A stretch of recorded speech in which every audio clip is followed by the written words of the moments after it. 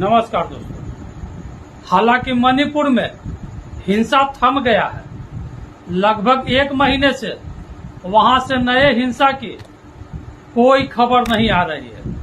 जो वीडियो और खबरें मणिपुर से आ रहे हैं वो सब लगभग 1 महीने पहले के हैं।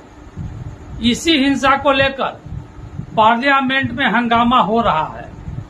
कहा जा रहा है कि इस पर प्रधानमंत्री को जवाब देना चाहिए।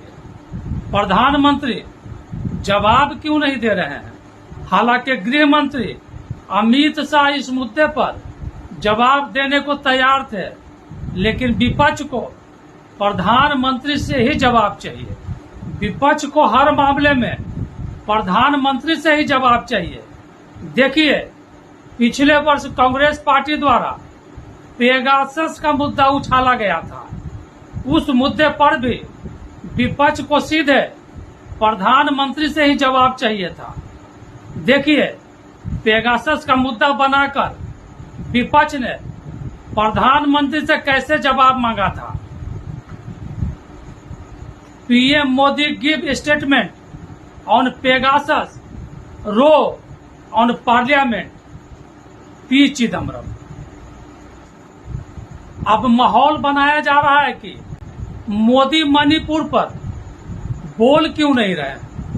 हालांकि विपक्ष का सरकार के खिलाफ अविश्वास प्रस्ताव पार्लियामेंट में स्वीकार भी हो चुका है। बावजूद इसके विपक्ष का पार्लियामेंट में हंगामा बदस्तूर जारी है। अब विपक्ष ने एक नया पैंतरा शुरू कर दिया है।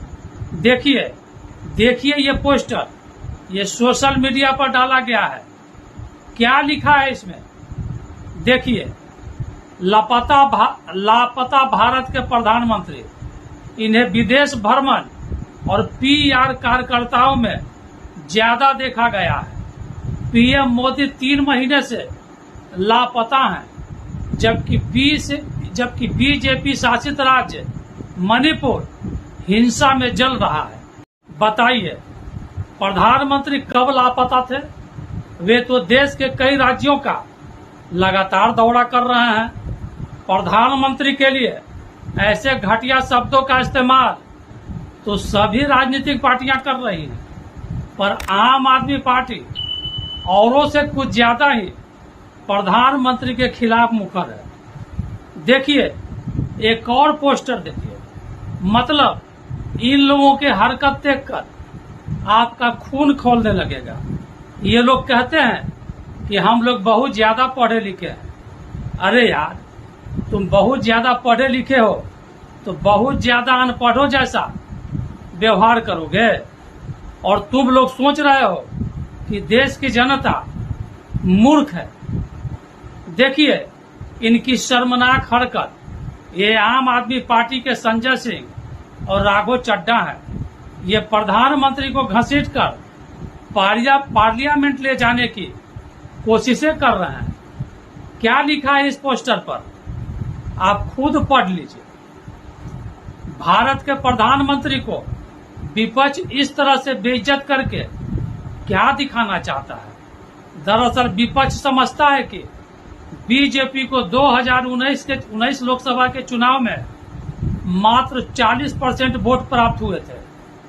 60% वोट तो बीजेपी से नाराज चल रहा है, जो उनको वोट नहीं करता। इसलिए भारत के प्रधानमंत्री को बेइज्जत करके वे उन नाराज वोटरों को खुश करना चाहते हैं। अभी ताजा इंडिया टीवी पर 2024 लोकसभा के चुनाव का सर्वे आ रहा था।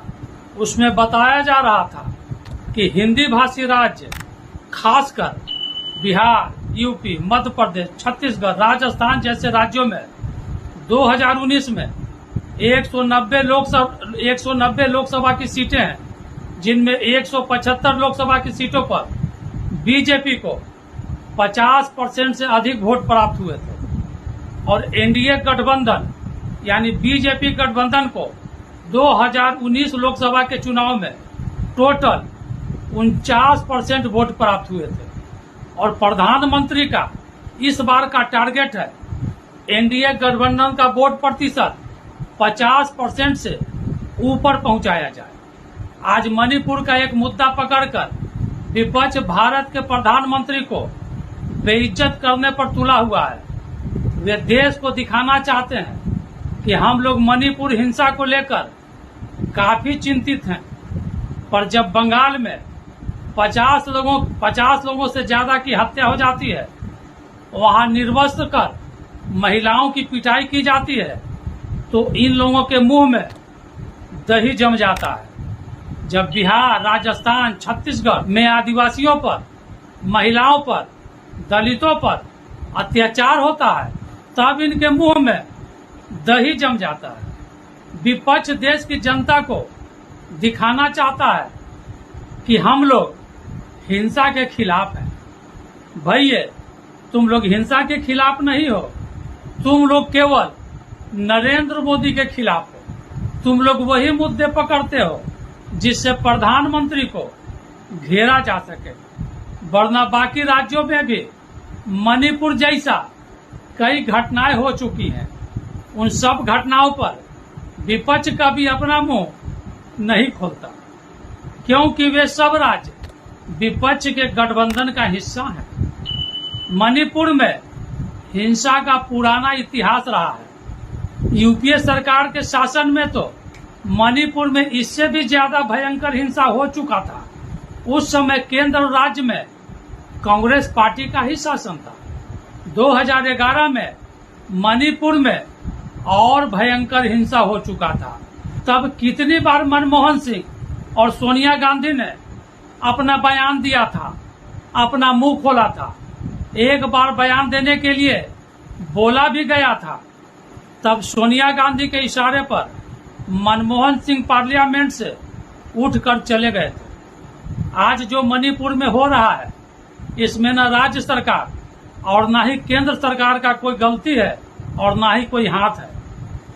ये तो मणिपुर की हाई कोर्ट ने बोला कि मैती समुदाय को भी आरक्षण का लाभ मिलना चाहिए। मणिपुर सरकार को इस पर ध्यान देना चाहिए। इस पर वहां का कुकी समुदाय भड़क गया और मैती समुदाय पर हमले करने लगा। दोस्तों, वीडियो काफी लंबा हो गया है, थोड़ा शॉर्ट करता हूं। आप लोग वीडियो को लाइक जरूर कीजिएगा और हमारे YouTube चैनल को सब्सक्राइब कर दीजिएगा। इसमें दोस्तों पैसा नहीं लगता, पर आपके एक लाइक से हमारा हौसला बढ़ता है। चलिए आगे बढ़ते हैं। कहा जाता है कि कुकी समुदाय ईसाई धर्म से संबंध रखते हैं और मैती हिंदू धर्म से। कुकी मणिपुर में 23% है और मैती 60%। कुकी समुदाय का मणिपुर के 90% जमीनों पर कब्जा है और मैती समुदाय का 10% पर। दोस्तों, यहाँ बहुत गौर से समझिएगा। मणिपुर में 30% कुकी समुदाय हैं जिनको आरक्षण का लाभ मिला हुआ है। अब हमें समझना यह है कि कुकी समुदाय ईसाई धर्म से संबंध रखता है, तो उसे आरक्षण कैसे मिल रहा है? देश का सिस्टम तो यही कहता है कि जो ईसाई है, जो मुस्लिम है, उन्हें धर्म के आधार पर आरक्षण का लाभ नहीं मिलेगा। फिर कुकी समुदाय को मणिपुर में आरक्षण कैसे मिल रहा है? और मैती समुदाय जनजाति होते हुए भी उसे आरक्षण का लाभ नहीं मिल रहा है। यही नहीं, कुकी समुदाय को हर गलत काम करने की पूरी आजादी मिली हुई है। वे अफीम की खेती करते हैं, AK-47 जैसे अत्याधुनिक हथियार रखते हैं। मतलब उन्हें सभी गैर कानूनी काम करने की पूरी छूट मिली हुई है, जबकि मैती समुदाय केवल खेती पर निर्भर है और उनके द्वारा कोई गैर कानूनी काम भी नहीं किया जाता। जब कभी अफीम की खेती बंद करने की बात की जाती है, तो कुकी समुदाय हिंसा पर उतारू हो जाता है। इसे क्या कहेंगे कि वहां देश का कानून काम कर रहा है? यदि कर रहा है तो कुकी ईसाइयों को आरक्षण क्यों दिया जा रहा है? देश के अन्य राज्यों में तो किसी ईसाई समुदाय को आरक्षण का लाभ नहीं मिलता। यदि कोई हिंदू भी जो आरक्षण के दायरे में आता है और वो धर्म परिवर्तन करके ईसाई बनता है या इस्लाम कबूल कर लेता है तो वो स्वतः आरक्षण के दायरे से बाहर हो जाता है। फिर मणिपुर में ऐसा दोहरा मापदंड क्यों है? सुप्रीम कोर्ट के चीफ जस्टिस चंद्रचूड़ साहब ने मणिपुर हिंसा पर सुमोटो संज्ञान लिया है। उन्होंने सरकार को धमकी दी है कि वो मणिपुर हिंसा को रोके वरना हम एक्शन लेंगे। बताइए, ये तो अधिकार से ऊपर की बात हो गई। मतलब चंद्रचूड़ साहब क्या कर लेंगे? खुद मणिपुर जाएंगे, वहां जाकर लोगों को समझाएंगे।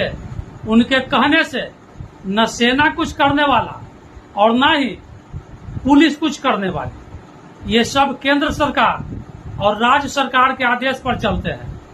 उनका आदेश केवल कोर्ट में चलता है। फिर चंद्रचूड़ साहब अपने अधिकार से बाहर जाकर सरकार को धमकी क्यों दे रहे हैं कि हम एक्शन लेंगे? उन्होंने बंगाल सरकार को कितनी बार धमकी दी जहां पंचायत चुनाव में 50 से अधिक लोग मारे गए? ये दोहरा मापदंड क्यों चंद्रचूड़ साहब? खैर, हम तो सुप्रीम कोर्ट से यही आग्रह करेंगे कि जब पूरे देश में ईसाई समुदाय को आरक्षण का लाभ नहीं मिलता तो मणिपुर में कुकी समुदाय को आरक्षण का लाभ क्यों दिया जा रहा है? चंद्रचूड़ साहब को इस पर एक्शन लेने की जरूरत है। नमस्कार।